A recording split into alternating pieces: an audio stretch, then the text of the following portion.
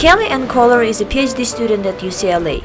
She studies the history of Soviet archives, mostly focused on Russia. Kelly came to Armenia to learn more about Soviet history and discover her Armenian roots. I met Kelly in Yerevan to discuss her expectations and impressions from her time in Armenia.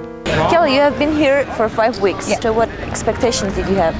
Well, really, didn't have much expectations. I didn't know what to expect. There's a lot of Russian speaking here, so in that sense, it's very easy to go places and talk to people in Russian, but otherwise it feels very different from Russia. I study Soviet history, so I do see a lot of similarities between Armenia and Russia because of the Soviet past. And then of course stuff like Olivier on the menu. Yes, it's everywhere. Remind me of Russia. I'm not a big fan of it, so I don't want to be reminded of that. What about English in Armenia? What have you noticed? Most of the young people I encounter in Yerevan speak English. A lot of the older people I communicate with in Russian because they have it learned it. But I went to, the foot of Mother Armenia. Oh, yes. I've been to that museum. There wasn't a lot of English in there. And then yesterday I went to the National Gallery and I just adored it. And then also the National History Museum.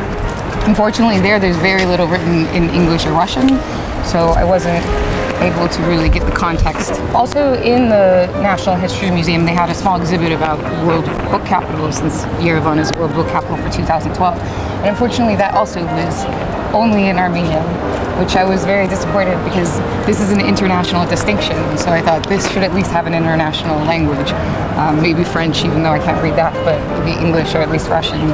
And I've also been a fan of World Book Capital on Facebook, and that's also only in Armenian. I think it's unfortunate because the History Museum, when people come to visit, they want to learn about Armenia, and it's inaccessible to them if it's not in another language. Kelly, and you just also said that you were in Georgia, you visited Georgia. Mm-hmm. What parallels do you see? Well, I visited Tbilisi only for a couple days, but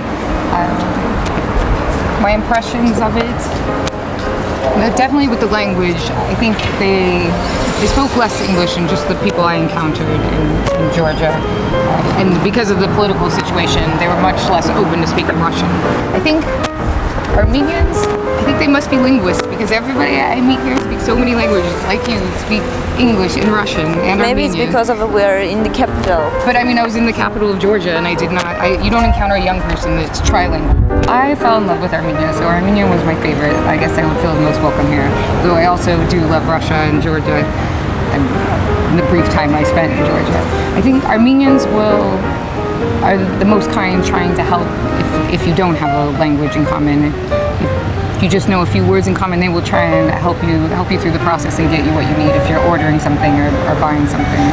I found less of this in the other countries I was in.